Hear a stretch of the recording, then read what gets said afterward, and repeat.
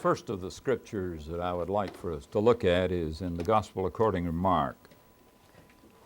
It is in the middle of the Gospel of Mark, and it is the pivotal story in the Gospel of Mark. It is found in chapter 8, and it is a familiar story of Peter's confession that he is the Christ. Let me read for you, beginning with verse 27 of chapter 8 of the Gospel of Mark. Jesus and his disciples went on to the villages around Caesarea Philippi. On the way he asked them, "Who do people say I am?" They replied, "Some say John the Baptist, others say Elijah, and still others, one of the prophets." "But what about you?" he asked. "Who do you say I am?" Peter answered, "You are the Christ." Jesus warned them not to tell anyone about him. He then began to teach them that the Son of Man must suffer many things and be rejected by the elders, the chief priests, and the teachers of the law, and that he must be killed and after 3 days rise again. He spoke plainly about this, and Peter took him aside and began to rebuke him. But when Jesus turned and looked at his disciples, he rebuked Peter. "Get behind me, Satan," he said. "You do not have in mind the things of God, but the things of men." Now I would like to retranslate that, and I believe it is fair to retranslate it on the basis of the Greek. What Jesus was really saying was, the verb is the verb to think, phroneo. You do not think the way God thinks, but the way man thinks. I'd like to take that as the text major thrust for the evening, and we will come to that same concept in some other passages in the other sessions. So Jesus looked at him and said, "You don't think the way God thinks, but you think the way men think." Then he called the crowd to him along with his disciples and said, "If anyone would come after me, he must deny himself and take up his cross and follow me. For whoever wants to save his life will lose it. But whoever loses his life for me and for the gospel will save it. What good is it for a man to gain the whole world, yet forfeit his soul? Or what can a man give in exchange for his soul? If anyone is ashamed of me and my words in this adulterous and sinful generation, the Son of Man will be ashamed of him when he comes in his Father's glory with the holy angels." And he said to them, "I tell you the truth, some who are standing here will not taste death before they see the kingdom of God come with power." Will you pray with me again for a moment?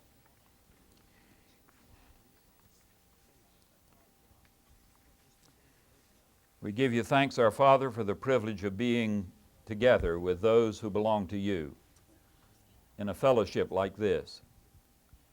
We give you thanks above all for the promise that you gave to us that if we met in your name, you would meet with us, Father, Son, and Holy Spirit. And so now as we turn to your word, we need to have you quicken it to our hearts. We know there is no way that we can think your thoughts unless you quicken us by your Holy Spirit. Somehow tonight, give to us that quickening so we can think thoughts that could not be thought by mortal sinful man apart from your grace. And we'll give you praise through Christ our Lord. Amen. Archbishop William Temple of the Anglican Church, somewhere in his writing says, if a person's concept of God is wrong, the more religion he gets, the more dangerous he is. The longer I've lived knowing that quotation, the more impact that quotation has had on me because I believe it is right. One of the sorriest stories in all of human history is the story of religion in the world, because I suspect as much inhumanity has been done to man in the course of human history in the name of religion as in any other cause, and maybe more. And the reason, of course, is because we have the wrong concept of God. And so William Temple said, if your concept of God is wrong, the more religion you get, the more dangerous you are. Now, how necessary it is that we think correctly, and we cannot think correctly about God if we do not know who He is, what He is like. That's the reason the Scriptures have been given to us. And so we have the Old Testament. And in the course of those books in the Old Testament, we come to understand there's only one God, not a whole bunch. Nor is the universe itself divine. A clear line is drawn between the Creator and the creation, and there is only one Creator. He created it all. One God alone. Now that was not easy to win, but the Old Testament won that. It's interesting that the Jews prayed that God would save them from Babylon, and they thought salvation, or they prayed for salvation, national salvation. They thought it would be salvation from Babylon, but God let them go into Babylonian captivity. But while they were in that 70-year captivity, they saw the folly of polytheism. They saw the folly of paganism. And from the day that the Jews returned to Jerusalem, you have had trouble in human history finding a Jew who was not a monotheist. So that God gave them salvation, but He didn't give it to them the way they expected, and it didn't contain what they were looking for, but it was what the world needed. So the Old Testament lets us know there's one God. It lets us know that He's the sovereign Lord of history. He's the one who started it, and He's the one who's going to end it up.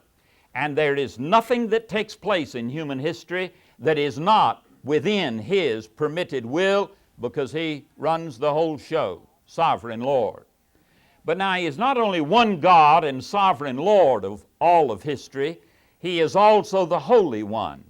And you get that reflected in the story of Moses and the Exodus, the giving of the Ten Commandments. And when the Decalogue was given, that moral law was given, it was made very clear that that was an expression of the nature of the one sovereign Lord whom every one of us will one day meet.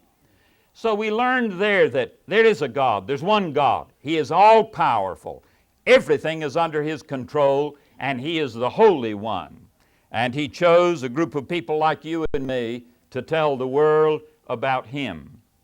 But then that's not all there is to know about God. And so it was necessary for Christ to come. And when He came, that's what He wanted to do. He wanted to let us know what His Father was like. And so you get the Gospels telling their stories about Him and giving the messages, the teachings that He gave to us.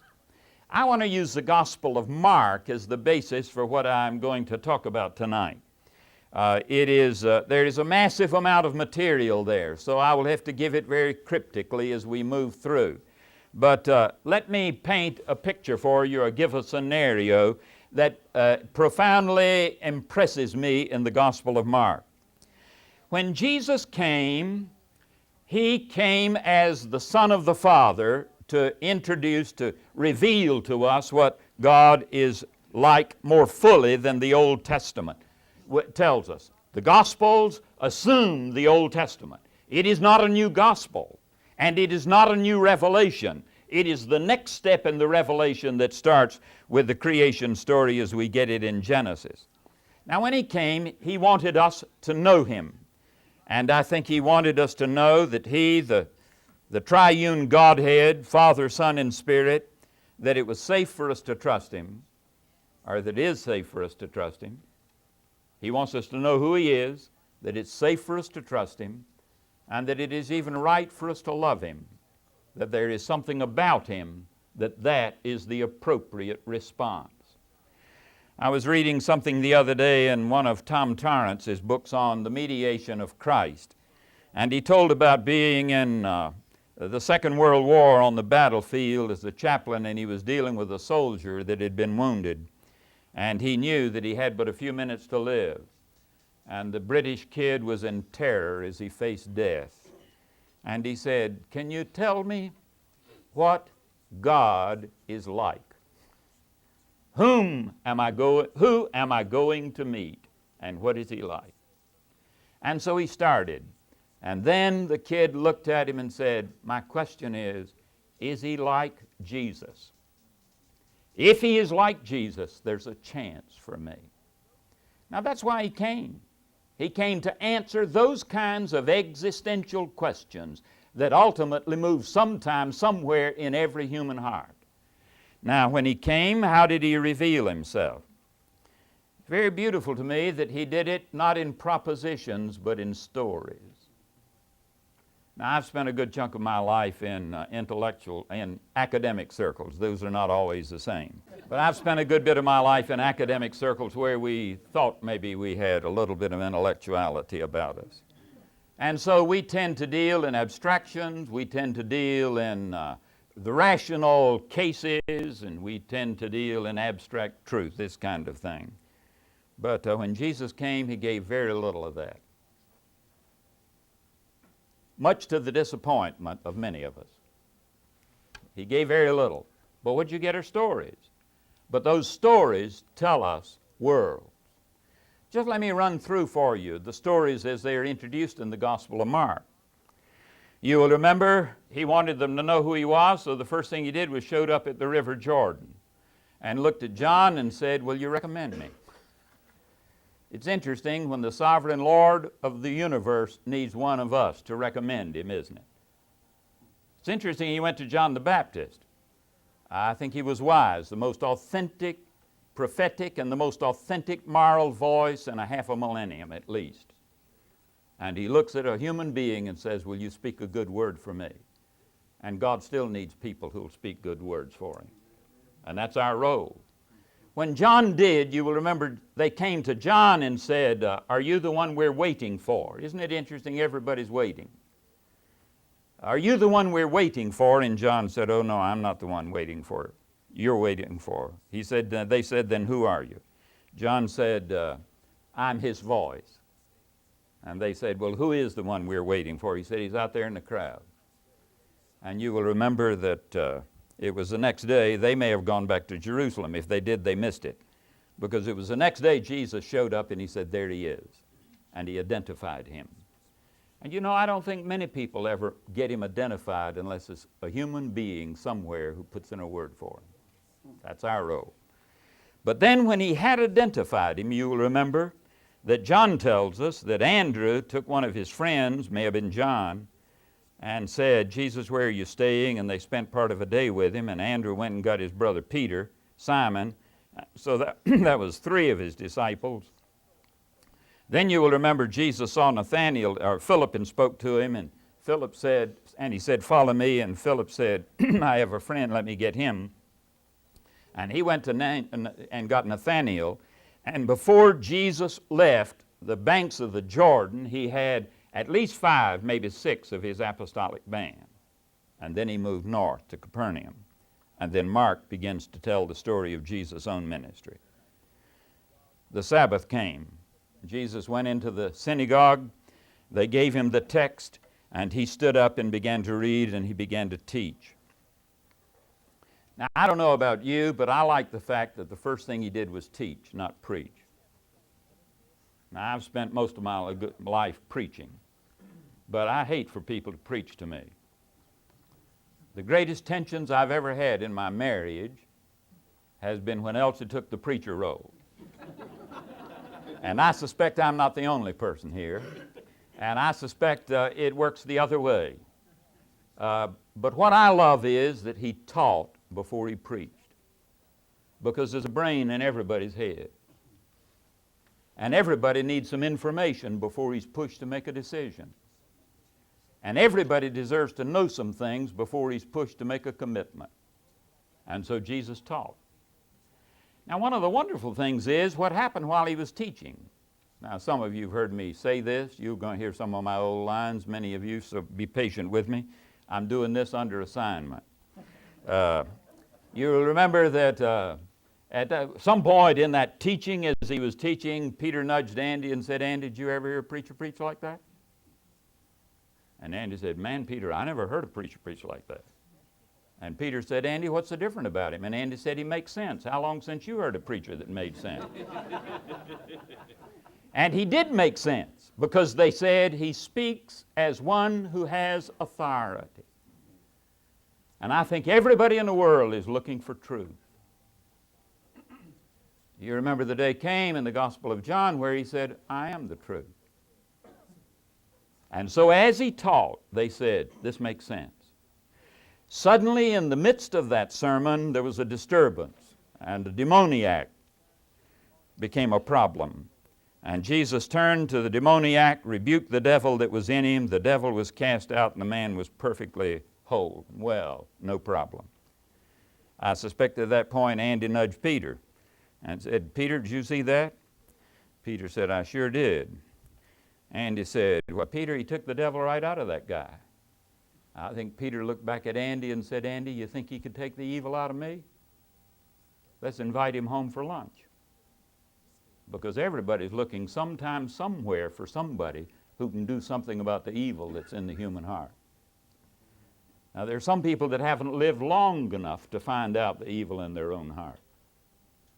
But somewhere, sometime, every human being made in the image of God will find an evil within him that needs an answer and a deliverer.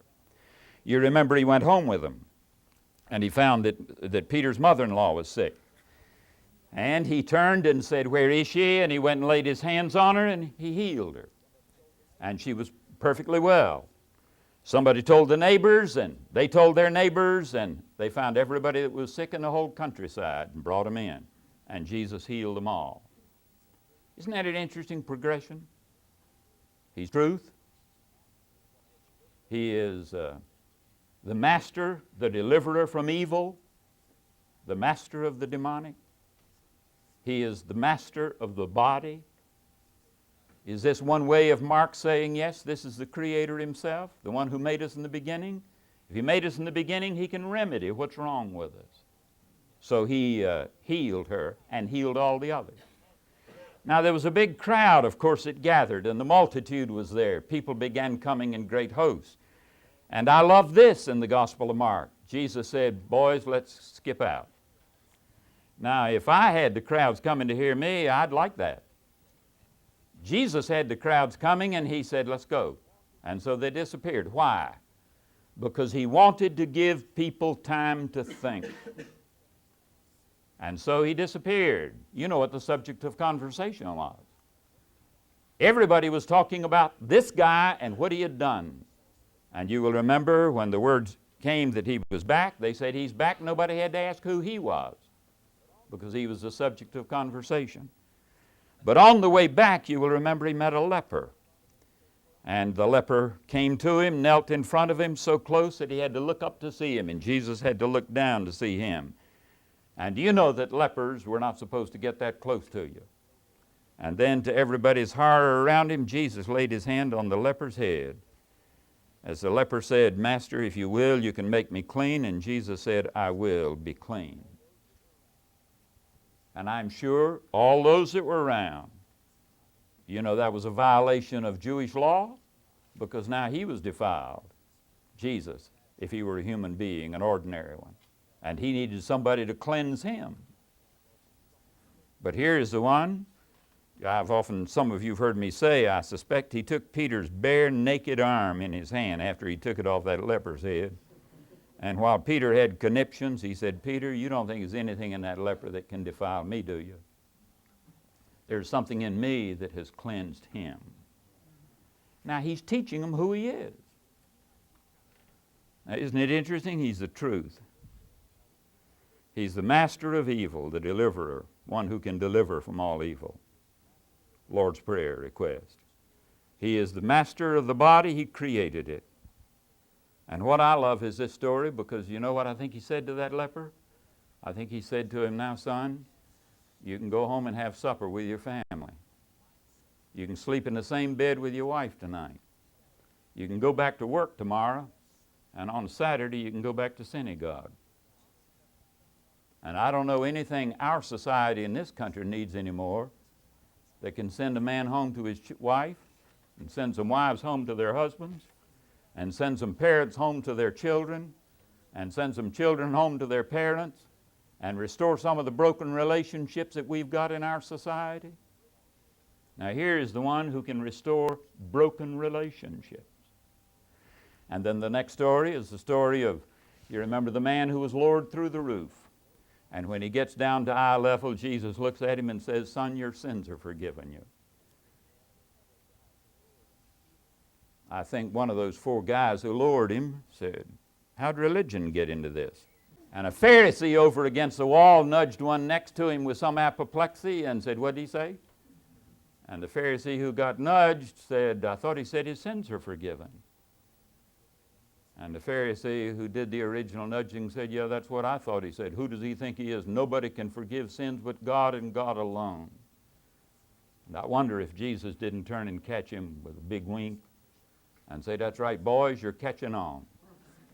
Because what he was doing was telling them who he was, the Son of the Father, and telling them who the eternal God is, the sovereign God, Father, Son, and Holy Spirit.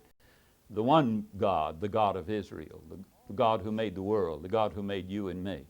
All of these stories are given to reveal who God is. And you know, the wonderful thing is, one of the things I love about the Gospel of Mark is that in every one of these stories, the question is implicitly there. Who is he that he can do these things? You will remember that on occasion it became very explicit in the story of the storm when he stopped the wind. Master of nature. He created nature. And he's master of it. He stopped the wind, stopped the storm. And you will remember that his disciples said, what manner of person is this that even the winds and the sea obey him? Others, it's not quite that explicit. You will remember in the first story, they said, who is he that he speaks with such authority? And who is he that he has control over the demonic? And in others, it's simply implicitly there. But the question is, who is he? Now, the thing I love about the Gospel of Mark, and the longer I live, the more incredibly magnificent the document is and the way it's put together. In my younger years, I was taught that the Gospel of Mark was really just a bunch of stories that were unrelated to each other. It was like a woman whose beads, the string broke and they rolled across the floor and they were all different shapes and nobody knew quite how to put them together again in exactly the right way. That's what I was taught in my younger years. I'm convinced now that the Gospel of Mark is one of the most carefully executed pieces of literature and one of the most careful theological arguments ever made by the human mind. And I think it was a divine hand in that. But you will notice that these stories are told about him. Then the stories have within them this implicit question. It's interesting that in Mark, everybody in Mark had an answer as to who he was. Because his family watched him and said he's gone crazy. We have to go take him home. There were no mental institutions, so you took mad people home. You will remember the temple said, we know who he is. He's got the devil in him. He's got Beelzebub in him.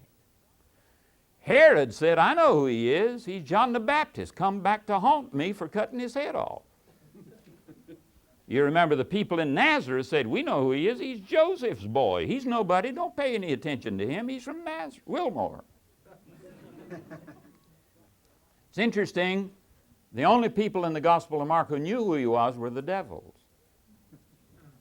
And on every occasion they identified him. And he rebuked them and said, keep still.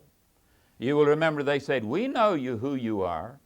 You're the Holy One of God. You're the Son of God. And there are 3 years of these stories. And after 3 years of these stories, Jesus turned and looked at the 12 and said, who do you think I am? I love the fact he didn't ask them the first week. As the years have passed, I've loved more and more the fact that he wouldn't let the subject come up. And people would call him by a messianic title and he'd respond with a non-messianic title. He spoke of himself as the Son of Man because he wanted the data there. And when the data was there, he looked them in the face and said, who do you think I am? And Peter looked and said, we know who you are. You're the Christ. Now, you remember one of the other Gospels said, flesh and blood didn't reveal it to you. And we need to remember that. If you're going to know him, it will take a divine act to open your eyes to see him. But God is ready to do that act for anybody who's willing to receive it. But Peter said, we know who you are. You're the Christ. Now, as the years have passed, that has become a bit richer to me than it once was. Because once I thought, yes, that's right, Israel was looking for the Messiah. From the day God made his promise to Abraham, made it to Isaac and to Jacob, made it to Moses, made it to the different prophets, made it to David. As these prophecies were stacked up, Israel said, we have a Messiah who's coming. And so when Peter said, we know who you are, you're the Christ, he was saying, you're the one Israel's been looking for. But you know, I've come to believe he meant more than that when he said that. I think he remembered the way Jesus taught, the way he delivered the demoniac, the way he'd healed his mother-in-law, the way he had restored that leper to his family and his society, the way he had forgiven that guy's sins and restored his relationship to God. You remember when Mark tells the stories until two tumble into each other? And one of those, you'll remember, is Jairus, whose daughter's at the point of death. And Jesus says, which way do we go? And suddenly he stops in the crowd and says, somebody touch me. And Peter said, Master, what's wrong with you? They're crawling all over you. No, he said, somebody touched me in faith. And here was a woman who had how long had she had the disease? Her hemorrhaging. She had spent everything she had on doctors. There were none of them that could help her. She had reached the end of all known human resources. And she said, if I can get to him, I think maybe he can help me. But I'm not worthy to take his attention. If I just touch his garment, I'll be free. And she fell at his feet, and he said, daughter, your faith has made you whole. You remember at that point, Jairus turned and said, Master, thank you for being willing to go. But there's no point in going now. Well, Jesus said, what do you mean? He said, because my daughter is dead. And Jesus said, what do you mean there's no point in going? I love the way Mark runs those two stories into each other. Because one of them is despair, a woman who's had this kind of problem all these years. And the other one is hopelessness. What do you do when your daughter's dead? And Jesus said, you don't need to worry about despair if I'm around. And you don't need to worry about hopelessness if I'm here. I think Peter remembered those stories, and when he looked at him and said, we know who you are, I think he was saying, Lord, you're not just the one Israel's looking for, you're the one everybody we know's looking for. And you're the one we're looking for. You're the one we've been waiting for. What a high moment. What a magnificent moment in human history when God has made himself known to human beings, made himself known to us. And some of us have recognized him so we know who he is. And Jesus says, good. Now you know who I am. He said, now we're headed for Jerusalem. They were 6 months away from the cross. When we get to Jerusalem, I will be seized, I will be rejected, I will be seized, I will be mercilessly treated, I will be hanged on a cross, I will be crucified, I will die, but on the third day I will rise. Now there's an amazing change in the Gospel of Mark at that point. And the stories change. Because the interesting thing is that up to that point, every story has been about Jesus. And from that point on, until they get to Jerusalem, every story, with the exception of the story of Bartimaeus and the rich ruler, every story all the way until they get to the edge of Jerusalem is about the disciples. And there's a sense in which the first 7.5 chapters tell you who he is, and the next 2.5 chapters tell you who you and I are, or who the disciples were. And do you know, I think you have to meet Christ before you find out who you are. And I think you have to meet Christ and know him in grace before you ever find out how devious the human heart is. I can bear witness, at least for myself, to this. I never ever really felt very guilty until I became a Christian. I was a good guy. I was a member of the church. I was baptized, took communion regularly. My father made me go to church 4 times every Sunday. I had a great record. Guilt didn't bother me. I was so much better than anybody else around. And then I found Christ.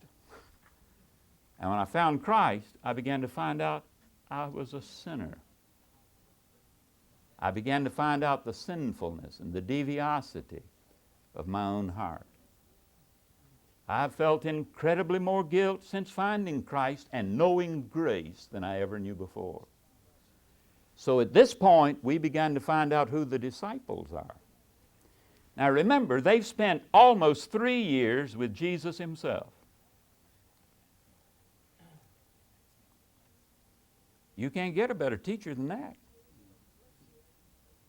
They've eaten with him, they've slept with him, they've walked with him, they know him, he knows them, and they believe in him. They've left their homes.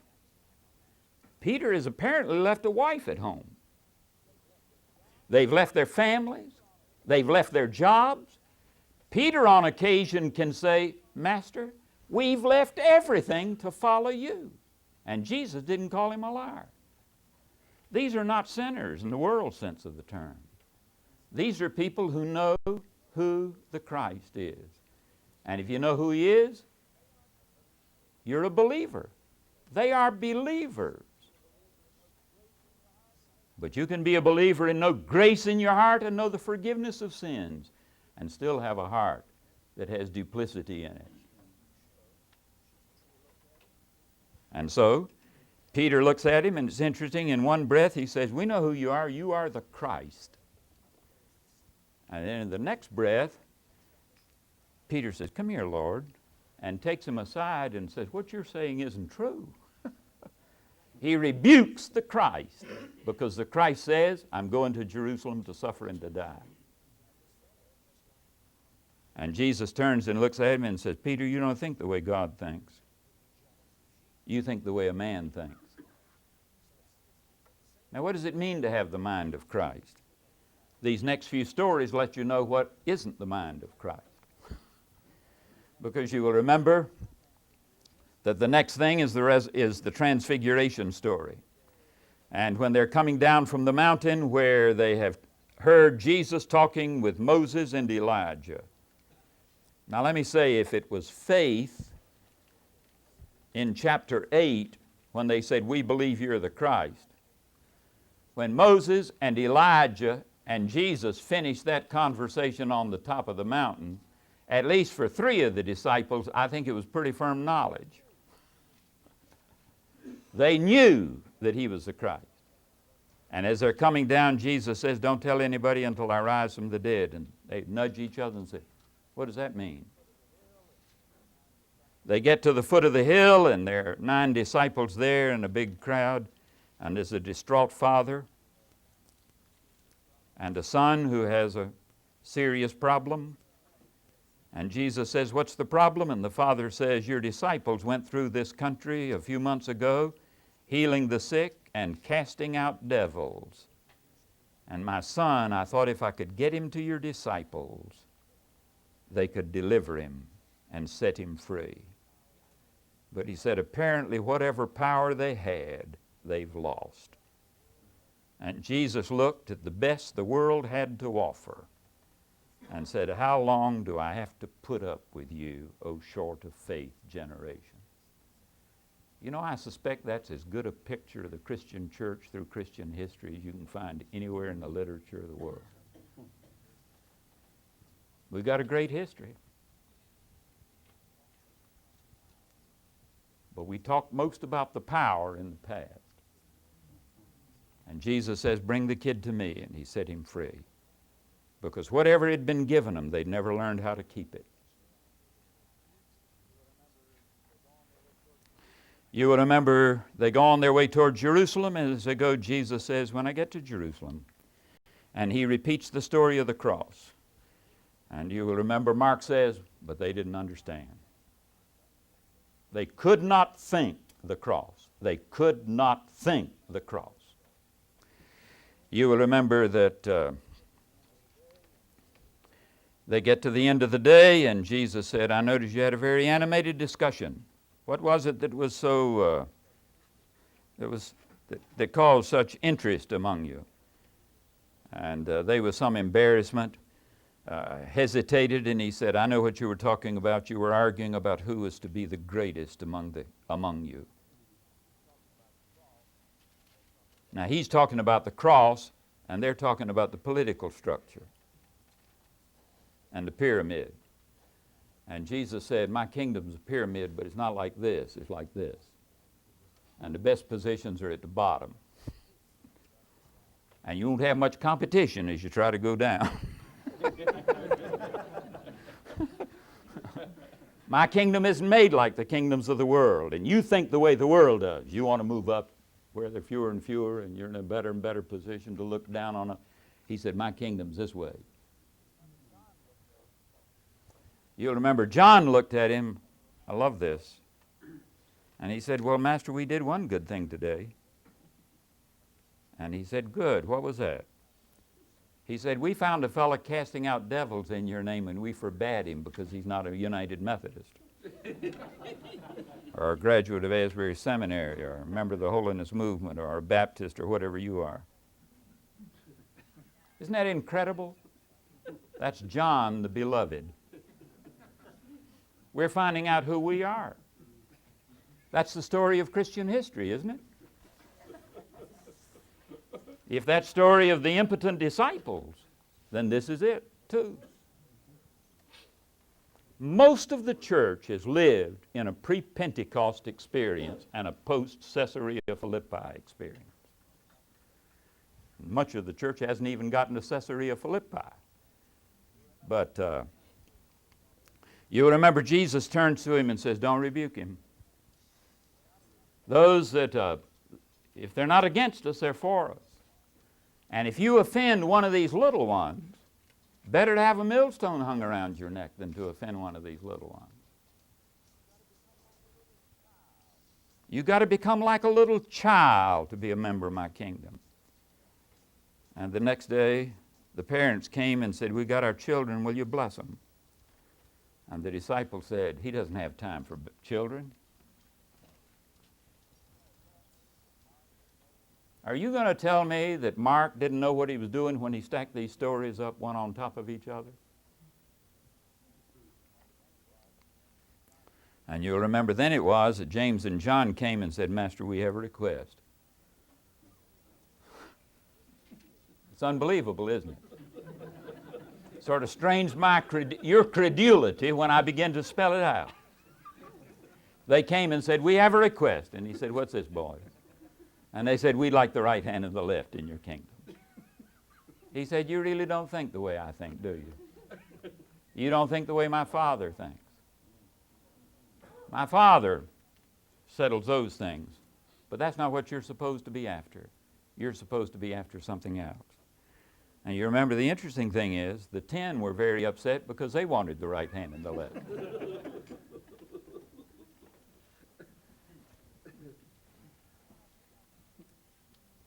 Do you know what I think of when I think of that? A Methodist conference in the millennium where a pastor of a big church with a great salary and a wonderful parsonage and a lot of good leadership comes to the bishop and says, you know, I was praying the other day. And the Lord said, you know that mission down in the middle of the city, in the slum section? Among those people of another race? He tells me I'm supposed to go down there, and I want a chance. So here these stories are stacked up.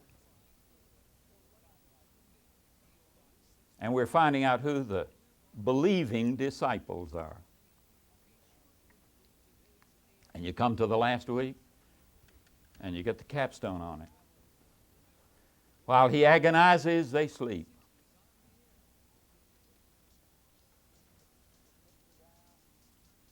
And when the chips are down, Peter, his best, denies him 3 times.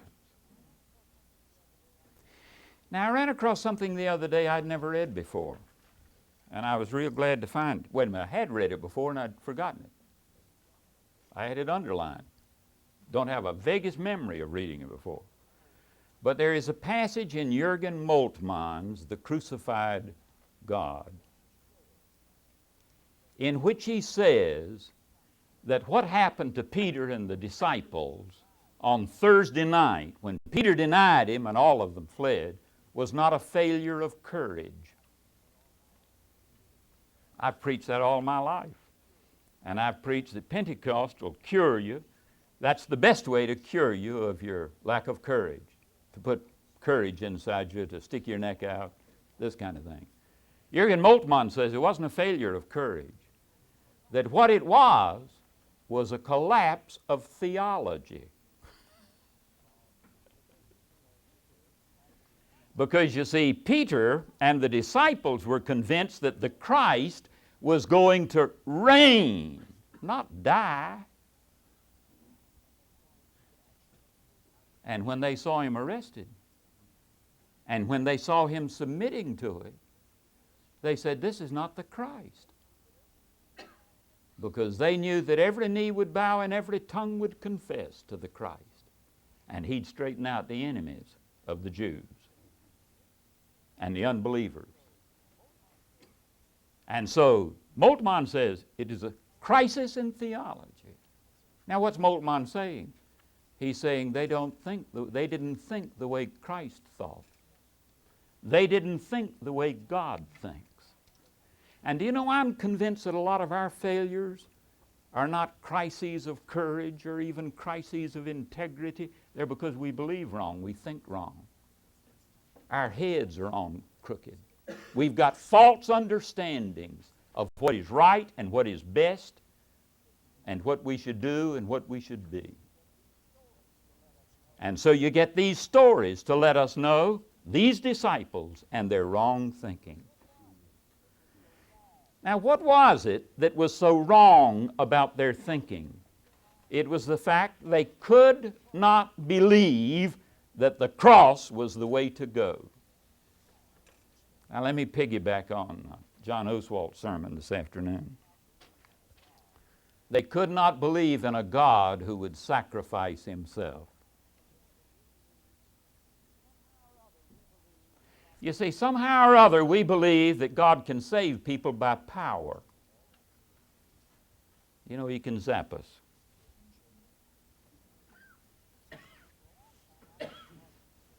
For a long time I thought God could sit on his throne in heaven and save the world if he wanted to.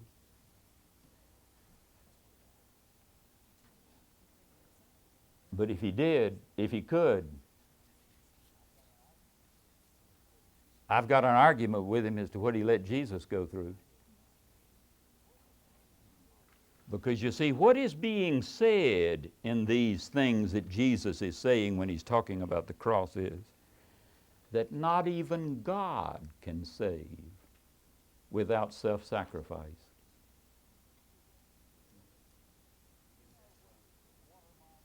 Do you know what is the watermark or the key mark, the key evidence of religion across human history? Sacrifice.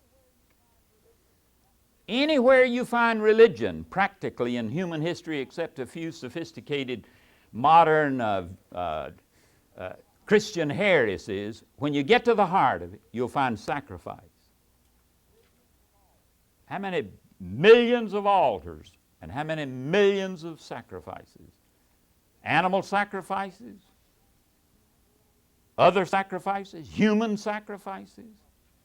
The story of religion across human history is a story of sacrifice in which people sacrifice to their gods. Just read the Old Testament. But there's not a place in all the literature of the world, in all the religion of the world, where you have an instance where a God sacrifices himself for his people. And what Jesus was saying is, there's no other way. The wages of sin is death. And your dying's not going to undo a thing you've done wrong. But if there's any hope for you, deity himself is going to have to let death enter into him and evil enter into him. And so he says, I must go to the cross. But that won't be the end. That'll be the beginning. But they said, that's not right. That's not right. God shouldn't die. He mustn't die. And then when they saw him arrested, and him submitting, their world collapsed. And in the moment when they ought to have been saying, there's a way through, there is hope for the vilest, foulest sinner on the face of the earth, and he's making the way through for us. They gave up and fled. And what they thought was the great tragedy was the basis of all eternal hope. And so Jesus said, you don't think the way I think. You don't think the way my Father thinks. But the interesting thing is that when Jesus talked about this, it's interesting, he never talked about it for himself alone. You remember in chapter 12 of John when the Greeks came and said to his disciples, we'd like to see Jesus. They came to Jesus, and Jesus was in a great agony, and he said, except a corn of wheat fall into the ground and die, it abides alone. But if it dies, it will bear much fruit. He was speaking about the cross for himself. But the interesting thing is, he was speaking about the cross for you and for me too.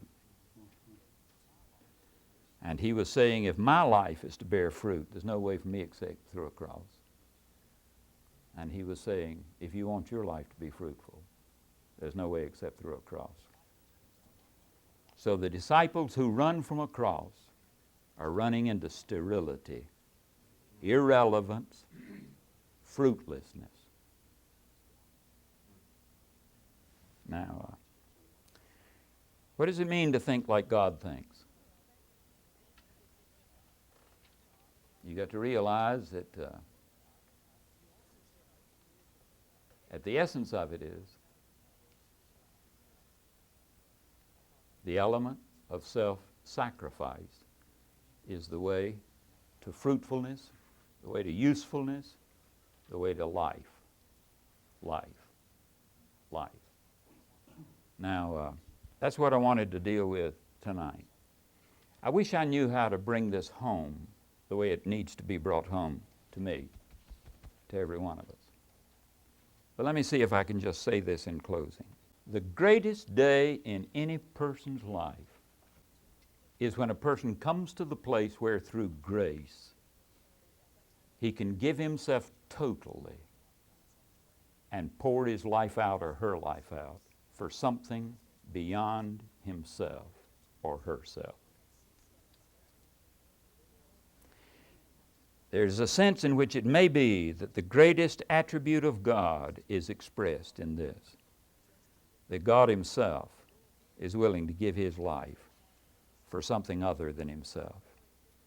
And it's that God who says to you and me, I want you to follow me.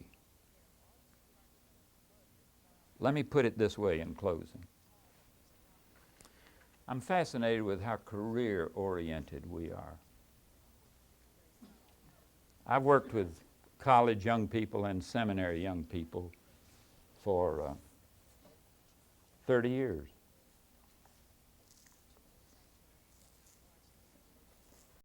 You know the characteristic of university and college and seminary students in our day? They think of careers instead of opportunities to spend themselves. And we indoctrinate them in that. We indoctrinate them in that. You deserve certain things. You want to get well trained so you can move up the ladder. You want to take care of your family, love your neighbor as yourself. That means you need to take care of yourself. We've got a massive way of strengthening self-interest in Christian young people in America. And it is endemic to the evangelical church in this country. Let me illustrate it this way, and I'm through. I guess the place where it came home to me most poignantly, Elsie and I oftentimes had the privilege of having college young people in our home. And that's the joy of being in education. They're the fun part in the whole thing, students. And you get your heart wrapped around them. You want to see the best for them. You want them to know the best. Okay, once or twice I have found myself asking, didn't do it often enough, but looking at a kid and say, what are you going to do with your life? And have the kid spell out his career goals. Then I'd say, if you did with your life what would please your father and mother the most, what would you do with your life? Do you know what I usually got on that? A funny look. And then the kid would turn and say, well, you know, if I were to do the thing that would please my mother or my father the most, I'd probably go into, and invariably a profession was named. Law, education, business. Do you know the one thing I never had a kid say to me? If I were to do the thing that would please my father and mother the most, I'd lay down my life for the redemption of the world the way God's Son laid his down.